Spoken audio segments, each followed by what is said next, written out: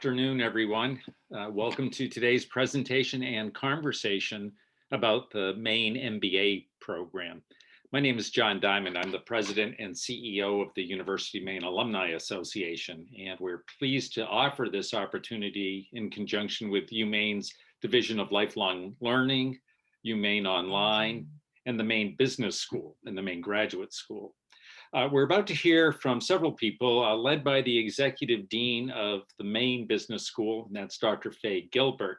Should you wish to ask her or anybody a question during today's program, there's an easy way to do it. Just go to the bottom of your Zoom screen and look for the chat button. Click on that button, type in your question, and then hit or enter the return button on your keyboard. We'll cover as many questions as time today permits. So let me tell you about Dr. Gilbert.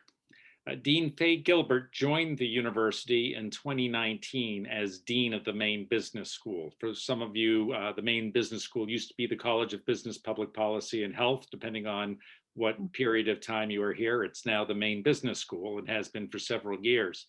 Prior to joining the university, Dean Gilbert had been a dean at three other institutions: the University of Southern Mississippi, Radford University in Virginia, and Georgia College and State University in Georgia. Though she's been at the university for just 2 years, she's taken on a lot of responsibility. She served an extended appointment as interim provost and executive vice president for academic affairs. And she's also taken on an expanded leadership role with the University of Maine's Professional and Graduate Studies Center in Portland.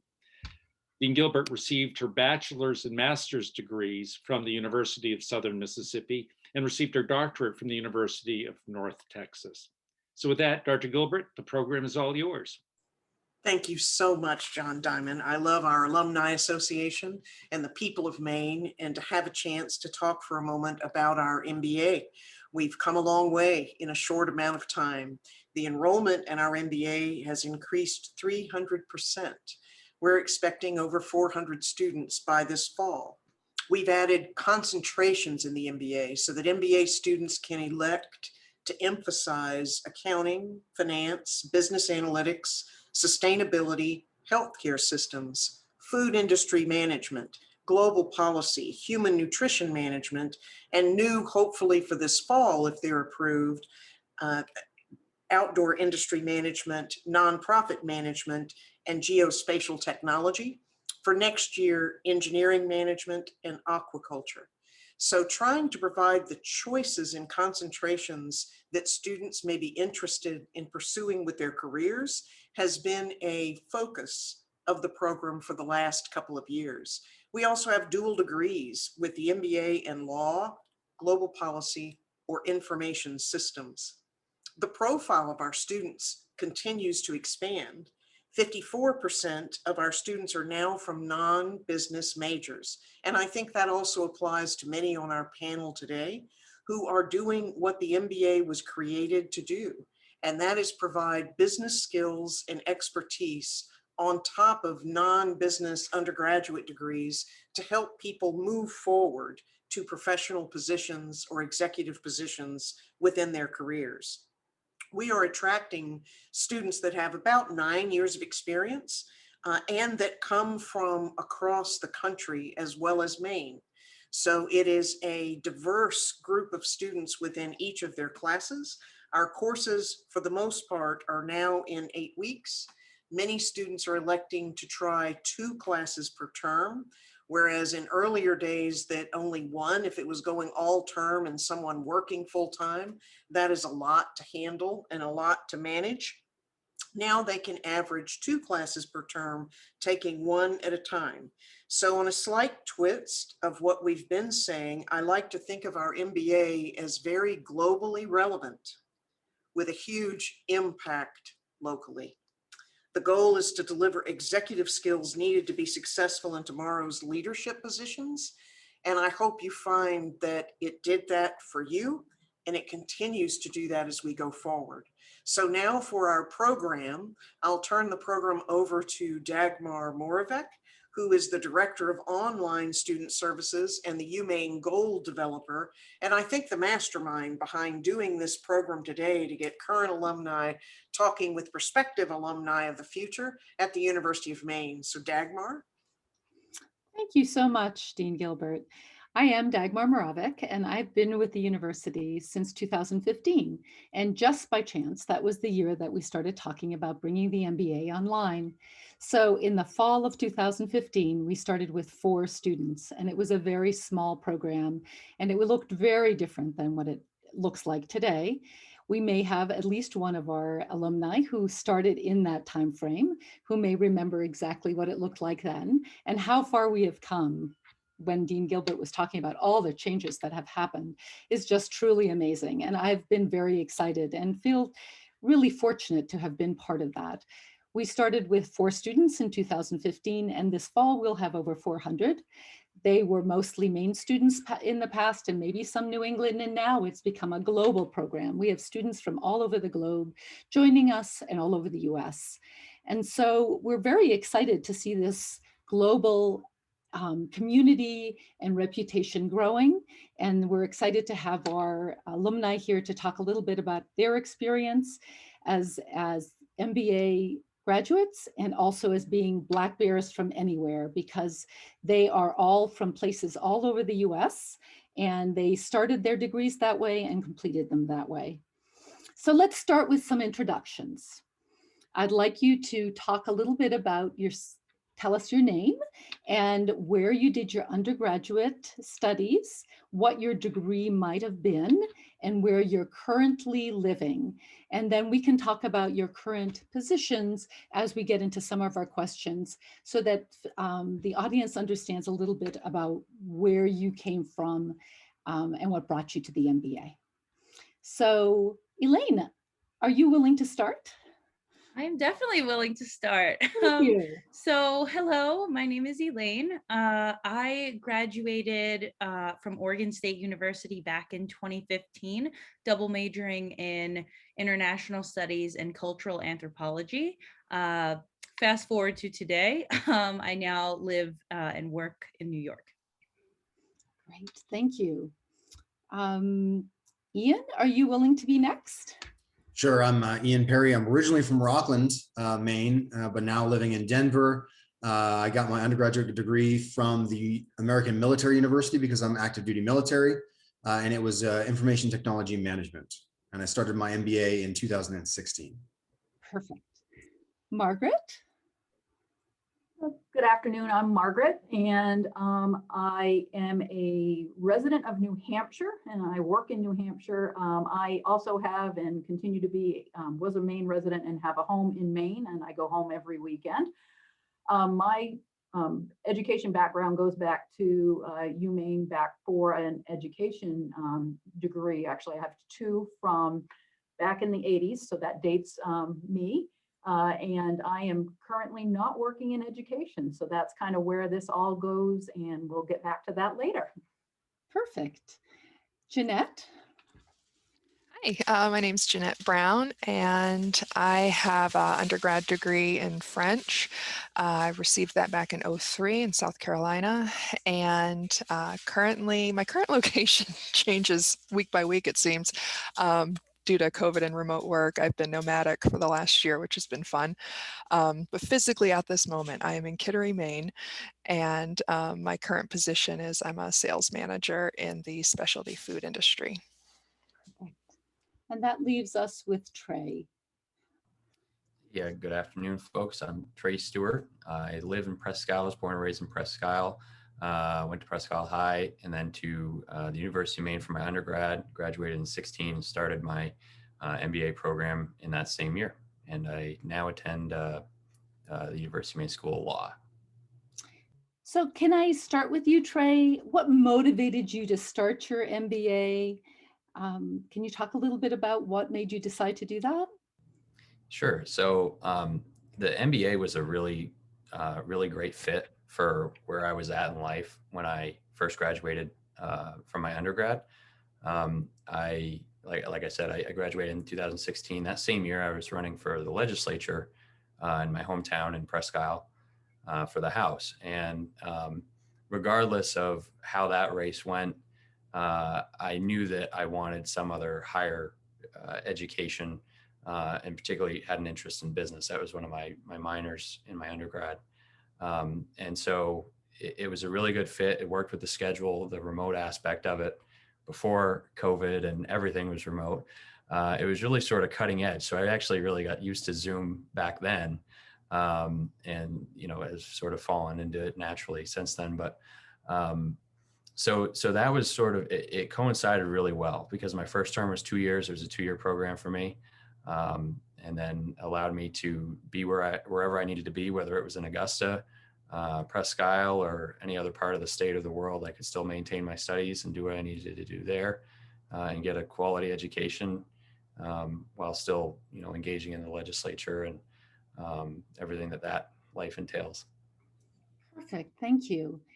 So Jeanette or Margaret, are you willing to talk a little bit about what made you decide to start your MBA? Sure, I'll go next. I have been an educator since I was teaching back and started in the 80s and 90s.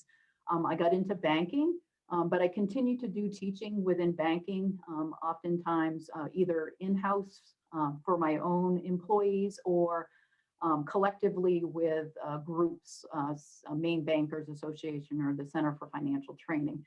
When I moved to New Hampshire to work through the week, I got involved with the local community college, and they very graciously allowed me to become an adjunct professor, even though I did not have my MBA. And one of the things that I said is it is time.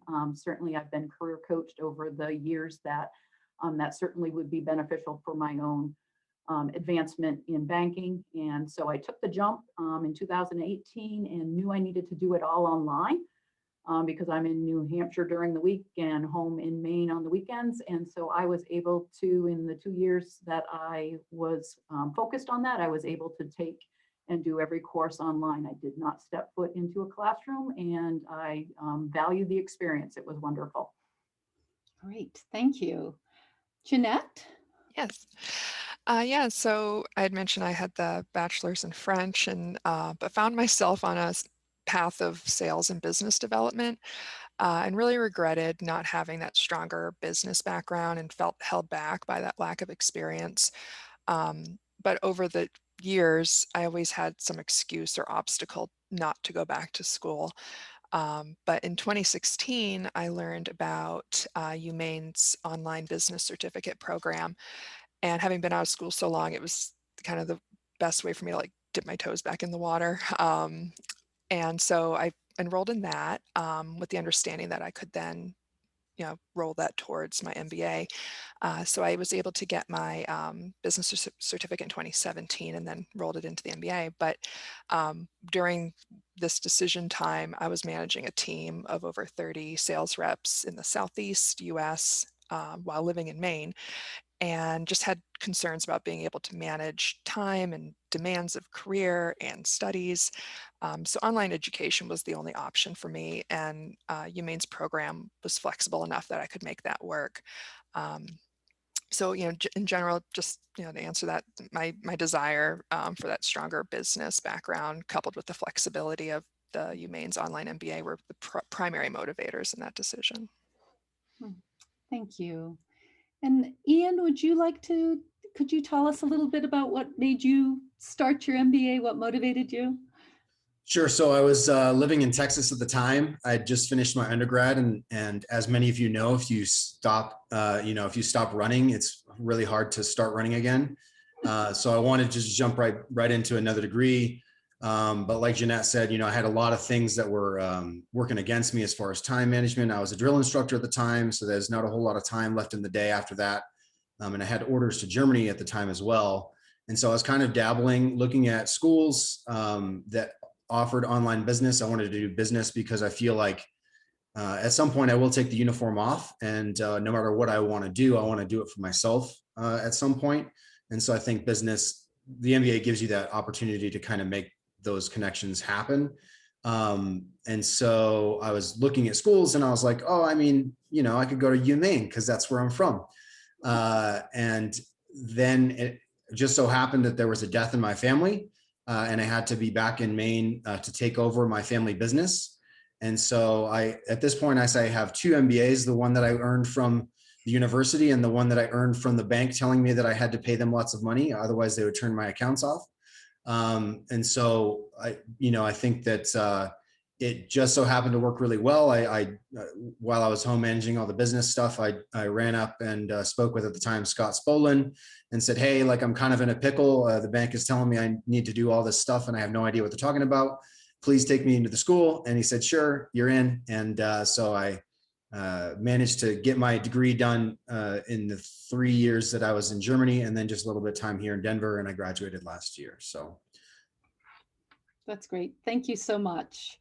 Elaine, I don't know if you want to talk a moment about why you decided to do your MBA, because you also came from a different area. Are you willing to talk about that? And then we can transition to the next question about your current work. Yeah, absolutely. And that really does, I kind of have overlap, I think, in a couple different areas for this question. But I currently work, I actually, within 3 months of graduating in 2020, I was given my title promotion, I think largely to my MBA degree. So I now am the director of international admissions at a small acting conservatory in Manhattan. So I really, during the course of the flexible online MBA, I was already working in higher ed, and I do see that MBAs in higher ed is very unique. And that was one of the reasons why I wanted to chase that, because I am one in the field, one of the few who actually hold an MBA. More I see my colleagues with masters in higher ed or just in general ed. So I really wanted to set myself apart, not only in my current field, but it also, of course, keeps the doors open for future growth. If I am to move on in a different field or a different industry. So that was very alluring to me. Obviously, I said the flexibility of the online MBA, and also I would say just the curriculum. Hearing about these new concentrations is very interesting to me, just as it wasn't available when I was in the program, but the program as it was when I started, I was very attracted to the program, not only the core courses and what I would be getting out of it, but also the electives. And I'm sure I'll talk about those classes later. Thank you. So that led us into our next question that I'm going to ask everybody to answer. And it's, what is your current work and how has the MBA been helpful in that role? Anybody want to start? Can I just finish? Oh, of course. I just wanted to note that the tools I really got out of the program, the global intercultural skills, are extremely invaluable to me, along with the strategic decision making, because I am now the head of my own department. I'm kind of a department of one, being the director of international admissions at a small school. So I am using all of the tools I took out of the program on a day-to-day basis. So that has been probably the biggest thing I've taken, and I know that I can move forward with that. That's great. Thank you. So I'll go next.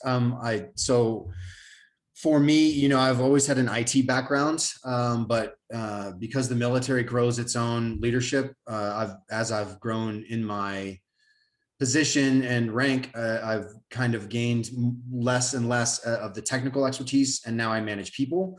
And I think that the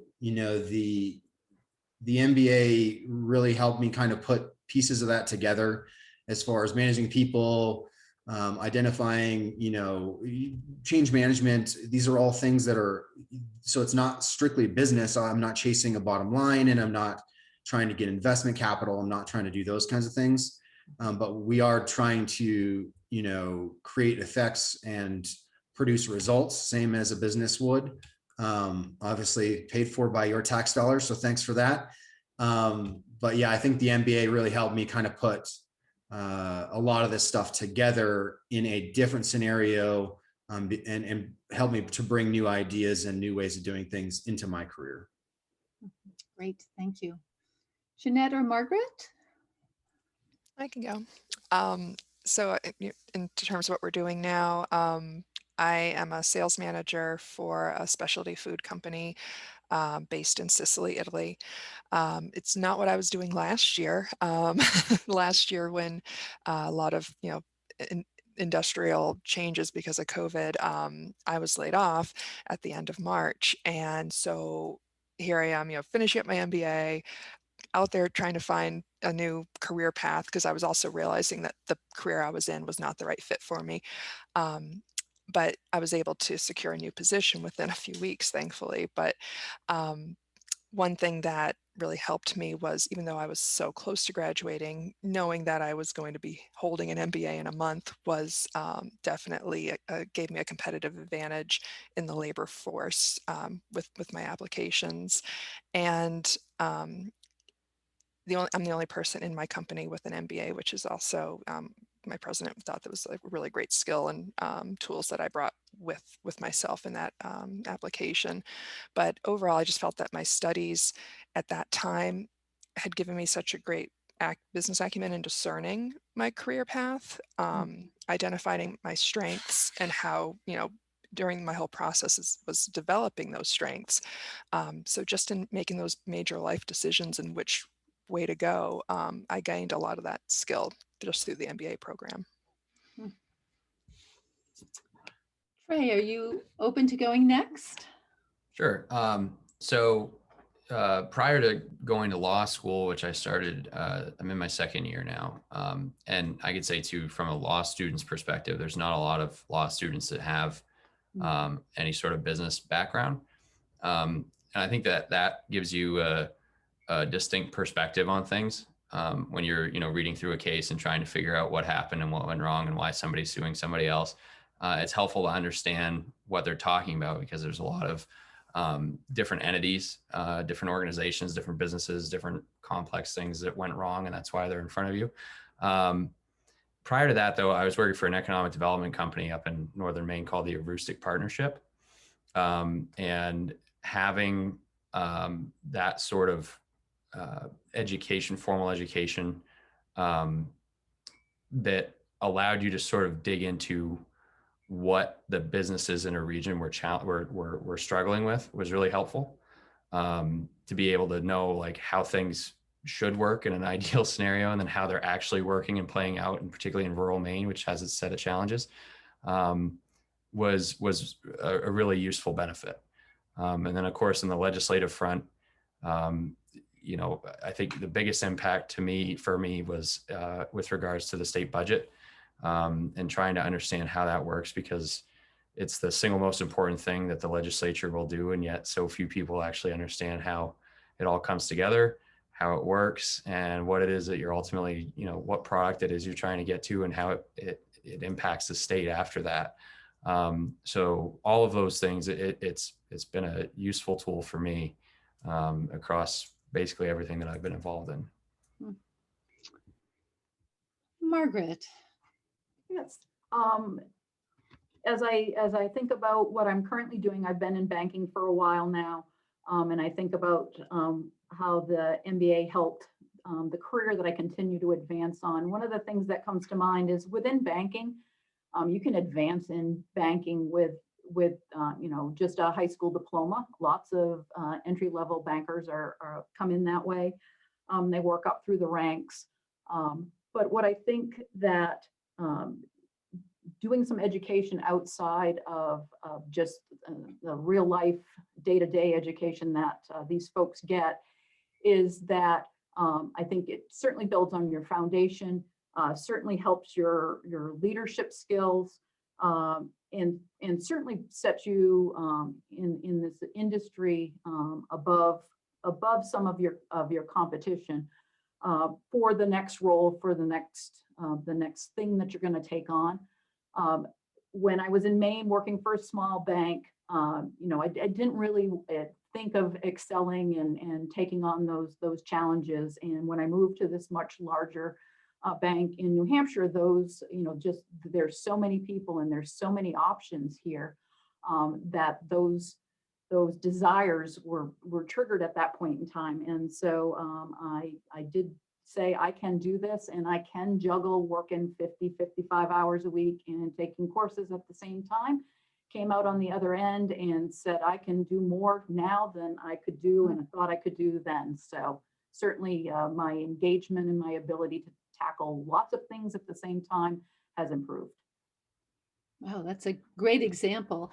Elaine, I'm going to come back to a question that isn't on the list of things we've talked about, but you seem to want to talk a little bit about perhaps some of the most beneficial things you learned or classroom experiences that were very valuable. Are you willing to talk about something that in a classroom or with a particular class that really has stuck with you and has really come along in your career?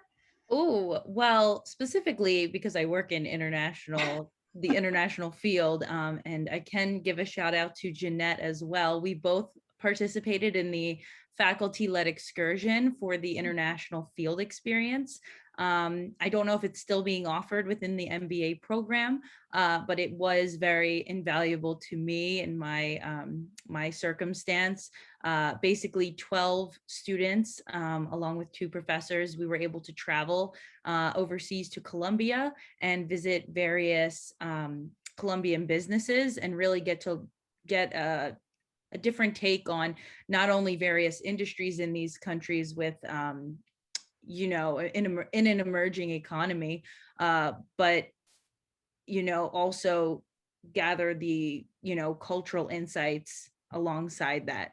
So we were able to go and visit these companies in agricultural research and development, a vineyard and brandy distillery, agro-industrial production.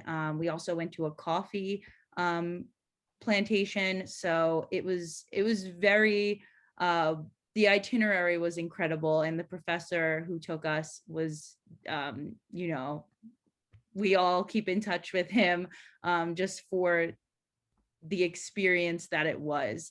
Not only were we able to pull in so many different, because it was at the end of our MBA program, we were able to pull in all the little things that we learned throughout the program, whether it was in, finance or resource management.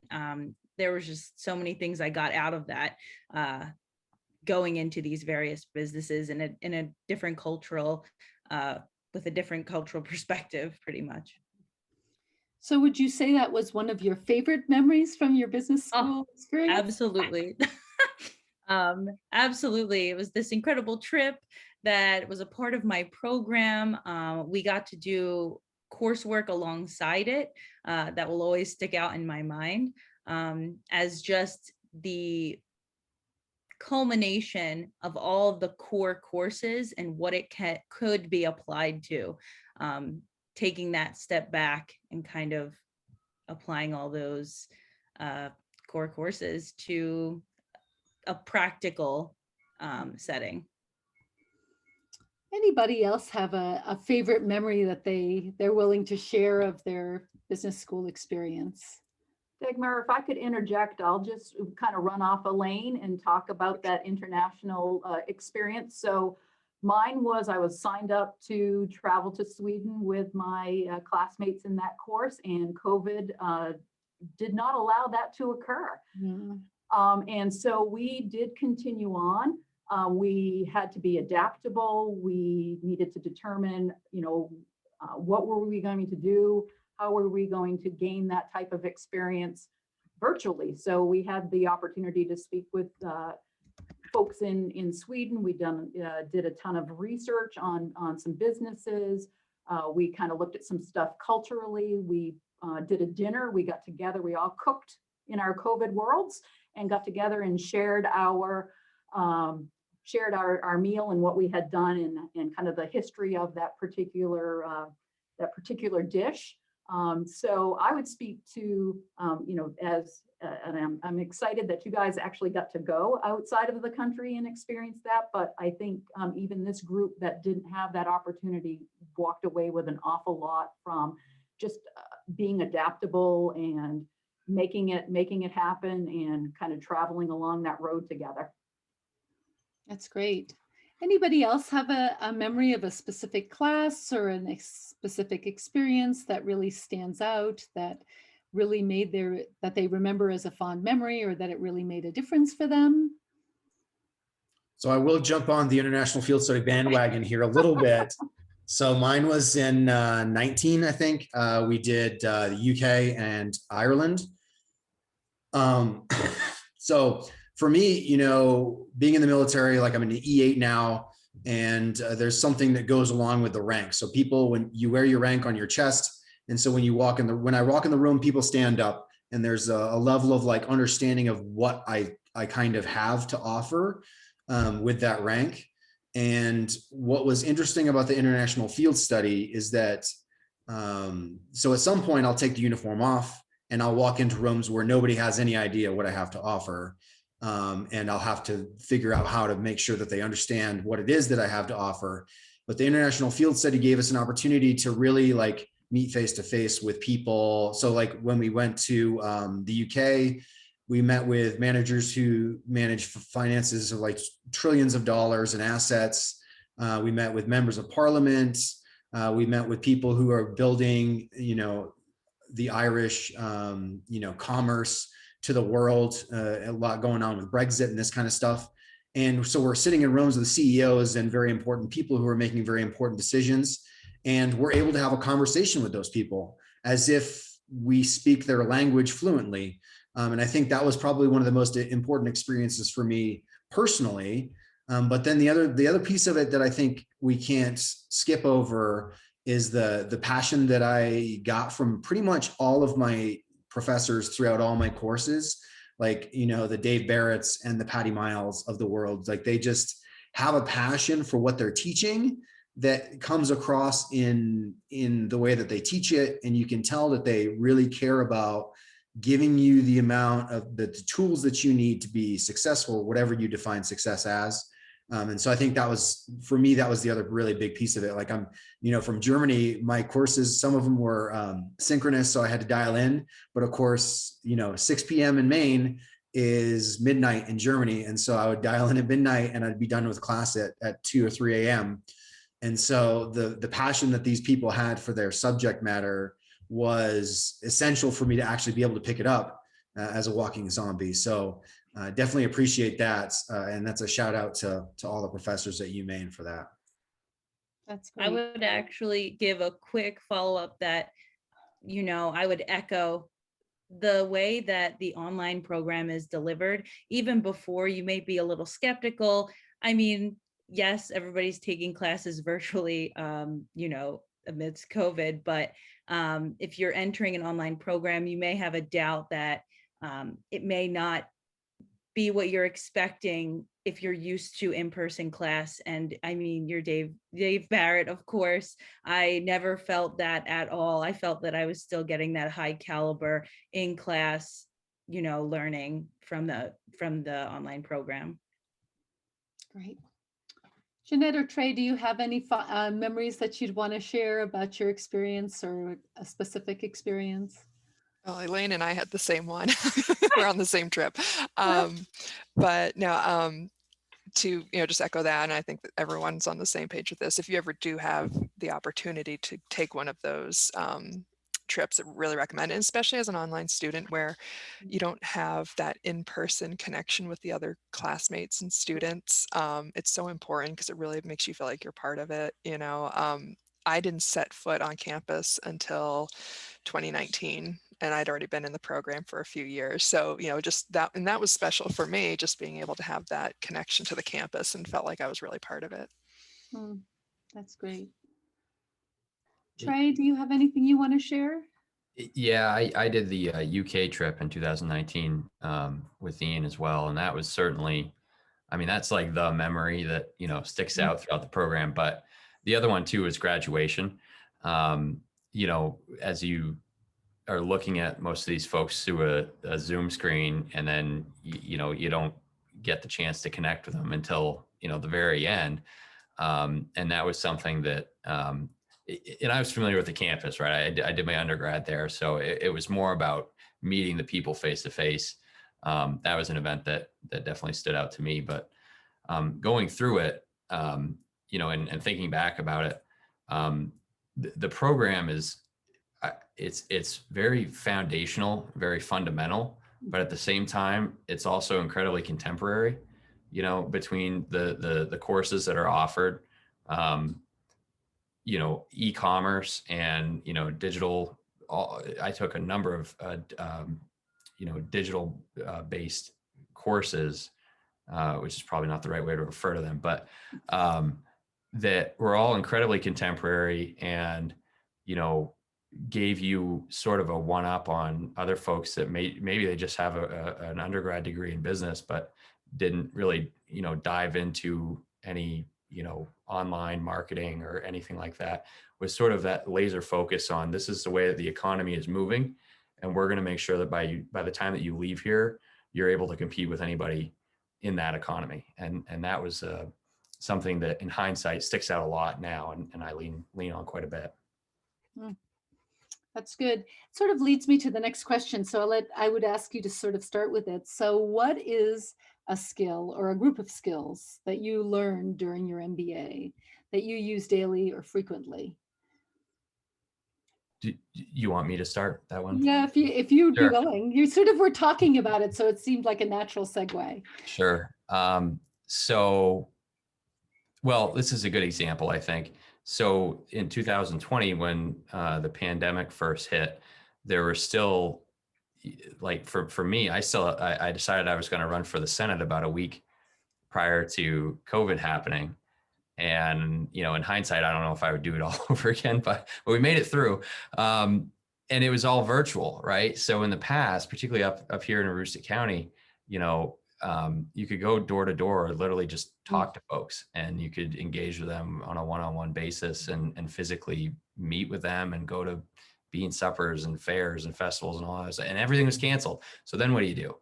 And we had to come up with a completely different strategy for how we got in front of folks, for how we contacted them, for how we, made sure that our message for our campaign was getting out and was going to be successful.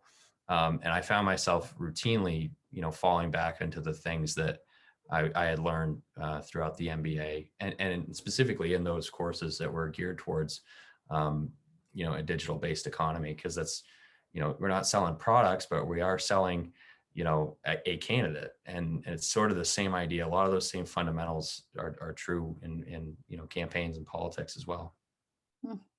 It's a great example. Anybody else have an example of a skill that you learned in the MBA that you're using daily, or perhaps you're teaching others in your workplace?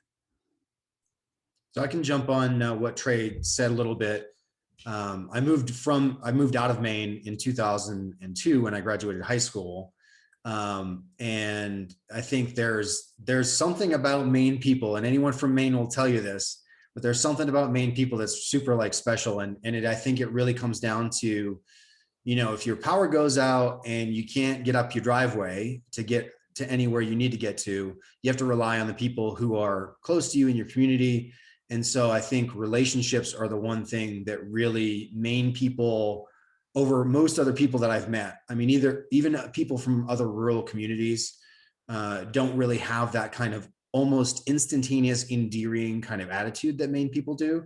And so what I relearned in my MBA was that kind of Maine charisma, or whatever it is that you bring people close, and then you start them at a very high regard, and you let them work down from there instead of the opposite. And I think that has strengthened, because people respond relatively well to that. Maybe not in New York where Elaine's at. I don't know what the deal is there, but I think, in most places, if you have this kind of endearing attitude, it really works well, and people trust you because you immediately trust them. And I think that was something that I picked back up a little bit, because it had been 15 years since I'd been to Maine, and interacted with Maine people on a regular basis. And so that's part of the paradigm, which I think was super important. So that was even outside the classroom, it sounds like. It sounds like you learned it in the classroom, but also outside. Yeah, I mean, it was, yeah, it's one of those things that it's, I mean, most people here are from Maine, right? If I would call my mom on the weekend, I'd start to pick the accent back up because it's kind of gone away from me now. But you start to regain a few of the things that you leave behind. I never left any of these things behind because I necessarily wanted to. But I do think that there's traits and there's attributes of Maine people that I think are super valuable and can translate across culture and all this stuff. So I think it was important. Great. Anybody else have a skill that they're using or that they learned in their MBA that they're using in their work life and personal life, perhaps? Yeah, I would definitely touch upon kind of three things. First, obviously, on a day-to-day in my field specifically, I'm using all the intercultural communication skills that I learned in delivering information across many of my students who live in different countries. So that, I would say, first and foremost, I use all the time. Second would be value gained from networking. That, especially from the international field experience, you really get to see, and everybody knows the value of networking. So it's just heightened when you're studying it and then putting it to practical use. And then lastly, I've been able to delve a little bit into it, but I do want to do more. And it definitely stems from what I learned in the program was building on data manipulation and just data visualization. I think everybody can talk about how impactful it can be, and how you can shape certain points with different data. So I do continue to mess around, play with data and data visualization. Dagmar, I'll just tag on to that one because I was going to mention data and my ability to analyze data, to understand how I can use data to support the goal or objective that I'm trying to seek out and get support for.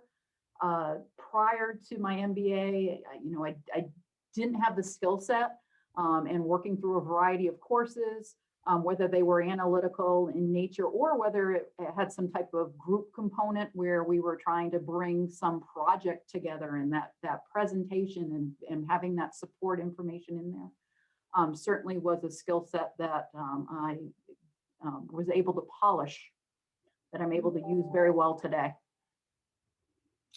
Jeanette, do you have one that you want to share?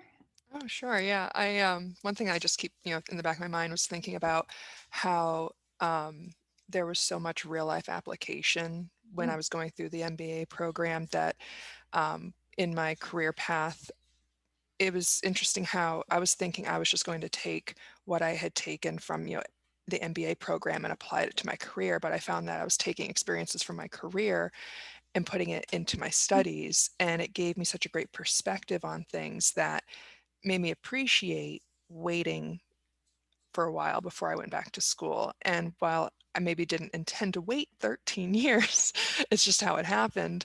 But I'm happy I had the time to develop my career and see what I wanted to, pursue, and then take the MBA program and fine tune those skills. That's a great example. I certainly hear a lot of that because I think our average MBA applicant has got anywhere from 8 to 15 years of experience under their belt. And so they're really coming with life experience into the classroom. And that really can change the whole atmosphere of what you're learning and what you're talking about. So thanks for sharing that. So I have really two last questions. One is and I'm going to ask everybody to answer both of them, but my first one is what are the next steps? What do you think the next steps are in your career? And how might the MBA help you with those next steps? And each of you have very different backgrounds. And I've heard a couple of you sort of talk a little bit about next steps for yourself, or that you're thinking about them. So can you talk a little bit about what you're thinking and how you think the MBA will help? I can start. Thank One area that I was able to develop during my MBA program was I found that I had a real passion for team management. And in my last position, I was able to really start to dig into that. And so now I'm in a new position where we have a very small team. Company-wide, I was the third employee, and now we have, I think, 12 employees within the last year. So we're growing quick. But I'm hopeful in the next couple of years, I might be able to move into a position, more of a director position, and manage a team, because that's really where I think my passion, well, I know that's where my passion is. And, using the skills that I got with my MBA and just my life, life experience skills, I think that could be a really great path for me. Interesting. Anybody else want to come next, Elaine? Yeah, I would say that my MBA kind of lit the fire. Really, I see myself as being a lot more ambitious. So prior to moving to New York, I was working in admissions at the University of Maine at Fort Kent, not far from you, Trey. So I've transitioned from a small institution to another small institution in Manhattan, very specialized in acting and musical theater. But I do see the MBA opening the doors to me transitioning further in a different industry, or within my industry, but on a grander scale. So I've been, comfortable in these positions, and I've kind of definitely climb the ladder. Now I am at a director position, but I do foresee myself either at a director position at a bigger institution with more resources, or in a different industry working up a new ladder. So I think that the MBA's really set my sights even higher. Great. I'm reminding the audience, if you have questions, to put them in chat so that we can either answer them or we can ask our participants, our alumni webinar participants today, to answer some of those.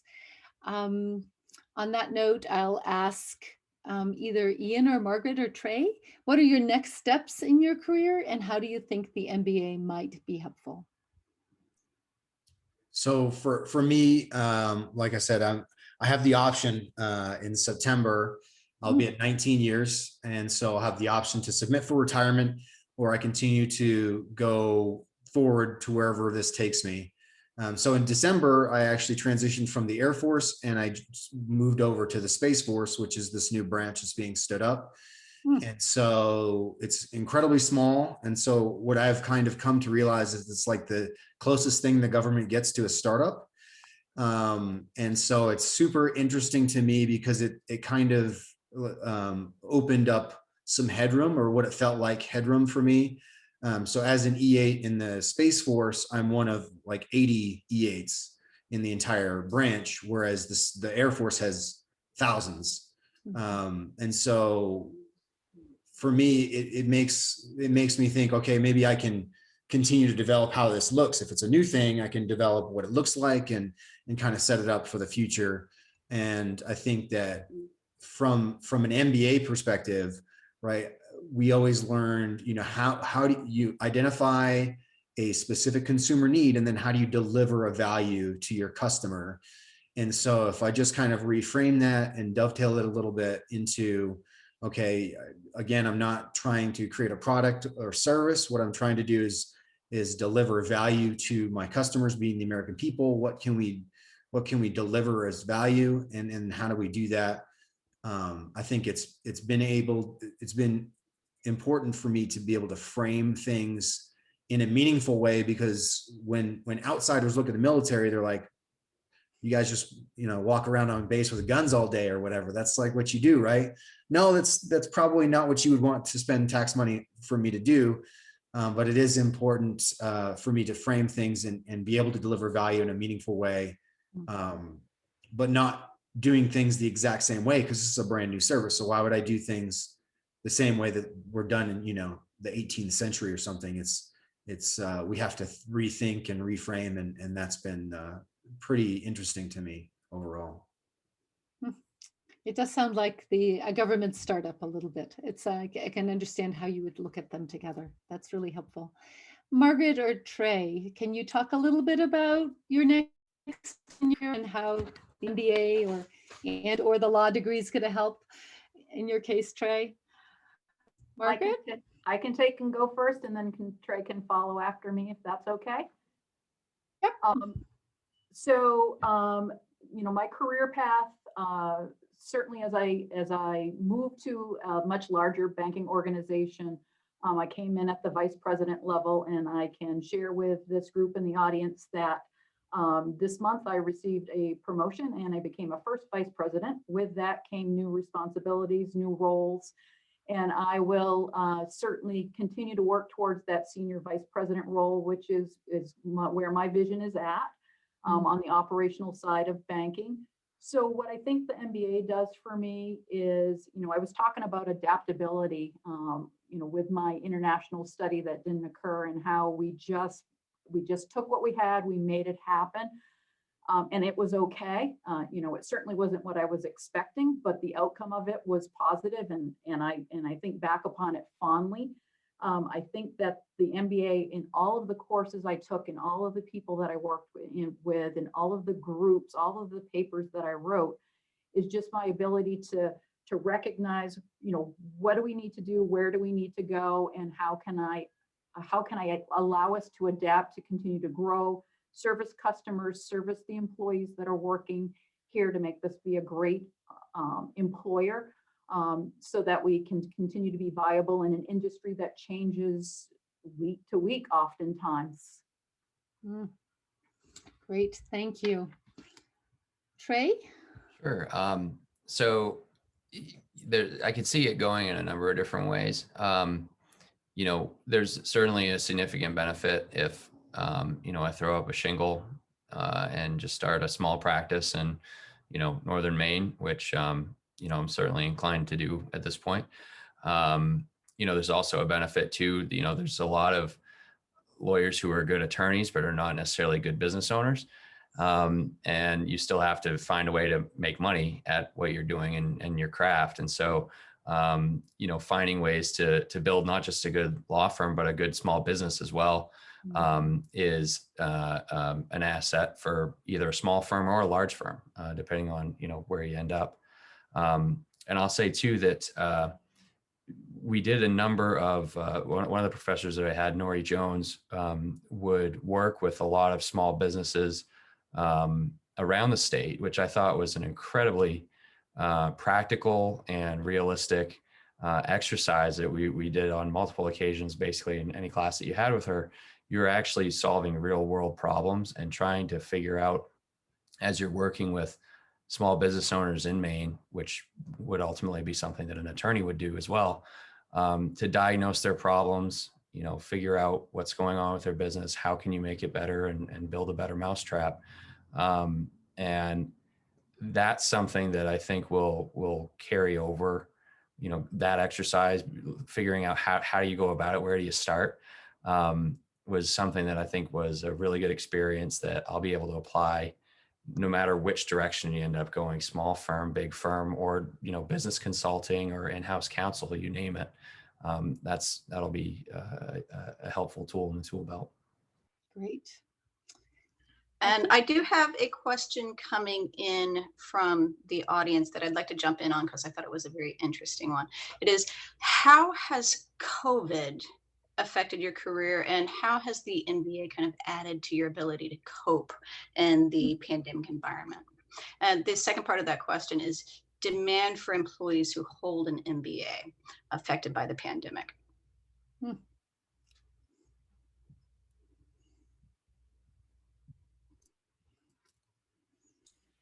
I can just jump in and I was saying to Elaine, I was like, on a very basic level, and I know it sounds awful, but being a remote student gave us so many great skills for operating on a remote level. So when I took this position last year and it's 100% remote based, I had so much good experience in time management and self-discipline, things that you have and have to develop with the MBA program, especially when you're balancing a career and folks are balancing family and all these other demands of you, and prioritizing your education and putting that on, dedicating time for that to better yourself and invest in yourself.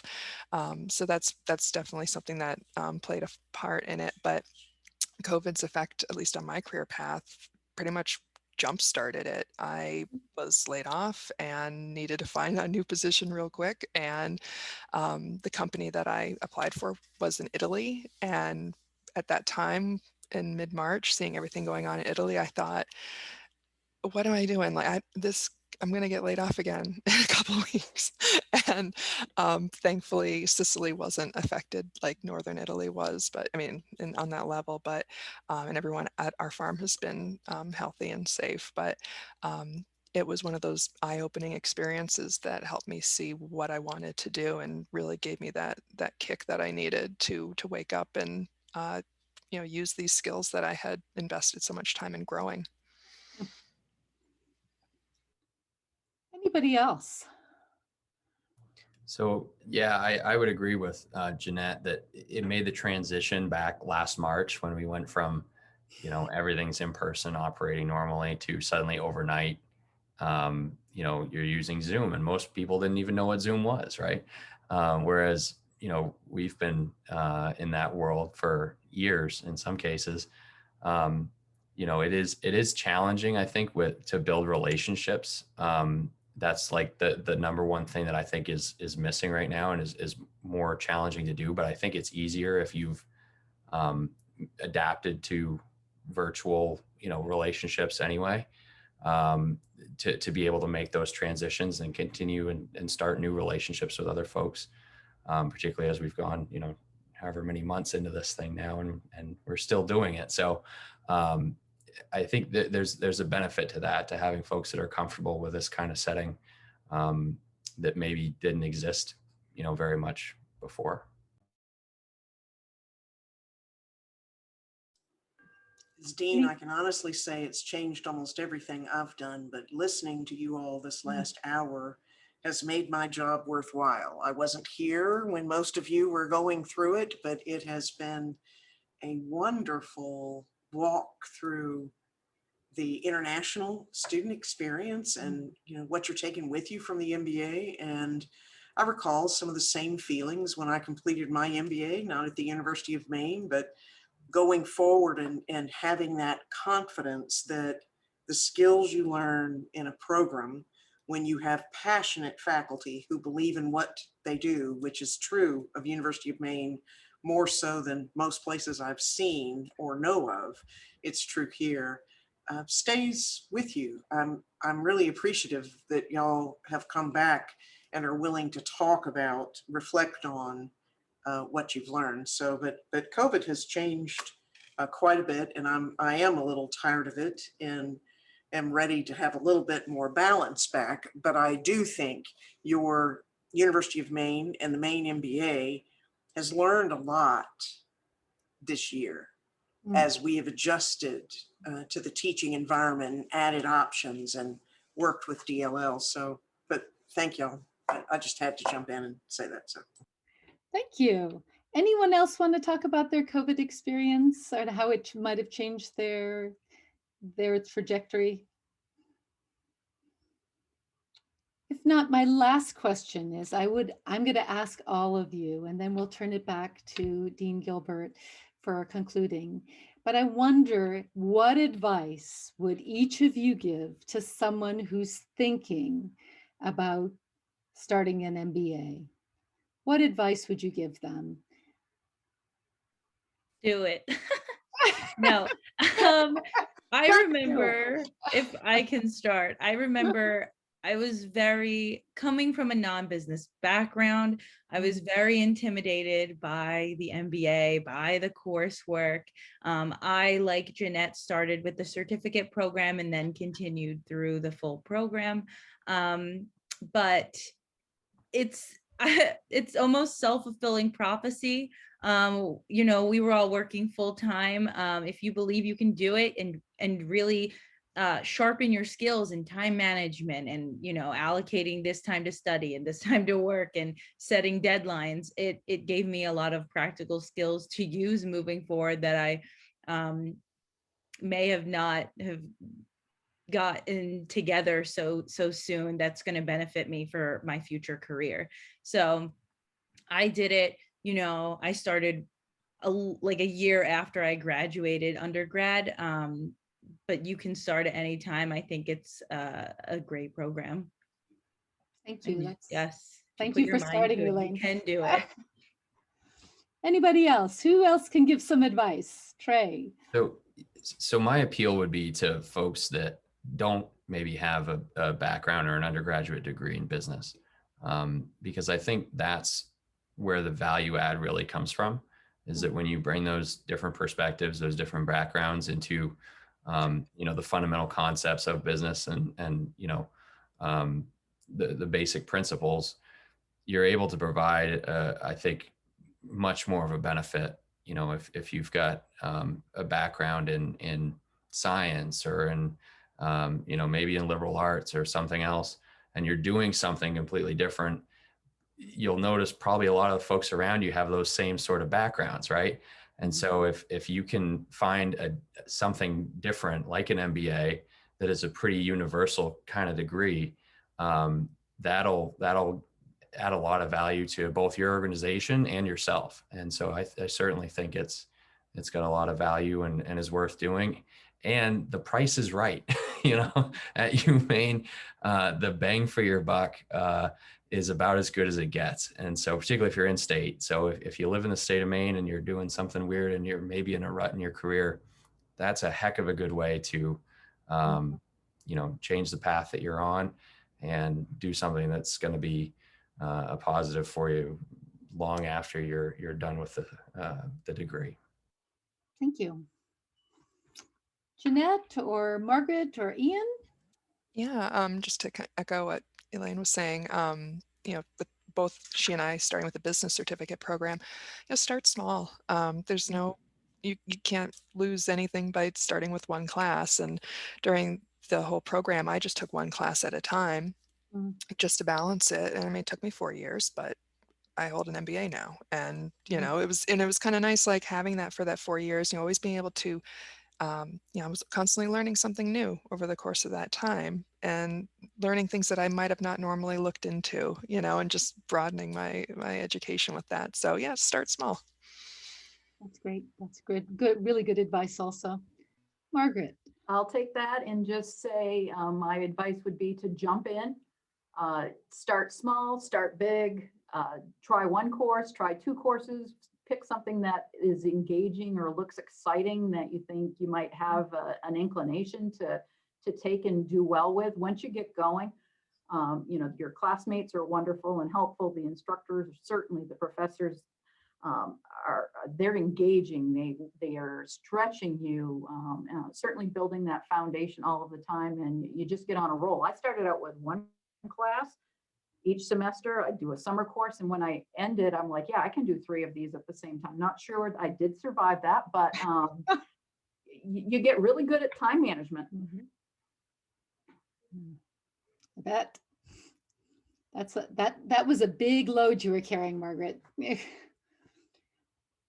Ian, your advice. So I think there's systems going on in the US, right? So there's structure and there's things that the US is built on. A lot of that is built on business, you know, whether it's money, whatever it is, all of that requires, and I think I'll lean on Jeanette here as an undergrad in language. I think that there's a language that business speaks. And so if you're able to speak that language in a meaningful way, and you don't have to be an expert. So like Trey was saying, you know, whatever your background is, there's a language and a system and a structure that's built there. And if you can plug into it and understand the language that's being spoken and be able to speak it back, then you can take the opportunities for you to take the things that you're interested in and make them work for you are much more, right? So when I walked into the bank and signed the the piece of paper that says, by the way, you owe us, X million dollars of money that your family has accrued over time. And I said, oh, that's fantastic. Thank you for letting me do this. Margaret, thanks for doing that for us. All right. What I realized very quickly was that their confidence in me was primarily based on my ability to tell them the things that they wanted to hear in a way that they could understand. And so if I don't understand capital and I don't understand, debt and leverage and all these kinds of things that we learned in our MBAs, then how are they going to be able to trust me to let me sign that check or to continue to give me money that I need to build things that I want to continue to grow? And I think that this can be applied in a micro sense of just things that you want to do personally, or if you're going to take big leaps and go and do big things, you're going to need to be able to speak this language. And I think that's probably the piece of advice that I would give anybody is that the only person that's stopping you from doing that is you, right? So trying to understand the world and how it works, that's super important. And I think business is a big part of that. And so I think that's probably for me, the largest tool and the best thing that I can carry forward. And also, if I was going to if I was going to reform the education system of the US, I would build business type stuff into lower learning so that people understood it better, because I think that's a huge key to freedom. So. Thank you. So thank you so much for all of your answers. I'm going to pass it back to Dean Gilbert for concluding statements, but thank you so much. You've all done an amazing job, and we're really excited that you were willing to be part of this today and really talk about how the MBA is continuing to sort of shape your careers and your lives. And we appreciate you sharing that with our audience today. So thank you so much. Dean Gilbert, it's back to you. I echo the thanks. I thank you, Dagmar, for, if this was your idea to pull it together, I think what we've experienced together is a perfect microcosm of the MBA today at the University of Maine. These would be your colleagues. You've heard from the people that you would be in classes with. They're pursuing different goals. They're looking at different futures of what they can do with the MBA, but they're excellent people. And they bring their best selves to the table to do the projects in the class, as well as to go on with their careers. So John Diamond, do you have closing comments from the Alumni Association? And thank you, Jamie Ballinger, also. You will meet Jamie and know Jamie, and she has a big role in the direction of the MBA, though she's been more quiet tonight. But John, last thoughts? Sure. Thank you, Dean, and thanks to all of you. What a great conversation. I learned a lot. And if I weren't trying to finish my PhD, I'd be jumping right into that MBA program right now. But it was great.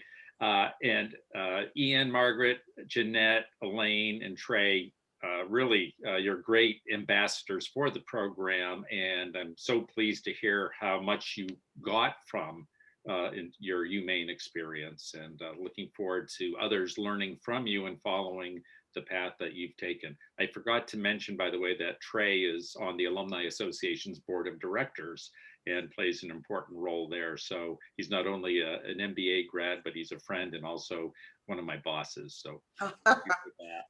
And also Dagmar and Jamie, thank you so much for everything you did to bring this together, and special thanks to Aisha Veer from the Alumni Association, who's our Associate Director of Marketing and Engagement, who works with the UMaine Online and other organizations on and off campus to keep things going. For those of you watching, if you want to learn more about the online MBA program, just go to online.umaine.edu/MBA. And that will get you there, and that'll get you started on a path very similar to what Ian, Margaret, Jeanette, Elaine, and Trey followed in a very exciting opportunity. So thanks to all of you again, and best wishes to you as you move forward and have a healthy and happy spring. Take care, everyone. Thank you. Thank Good you. night, Everyone. Thank you.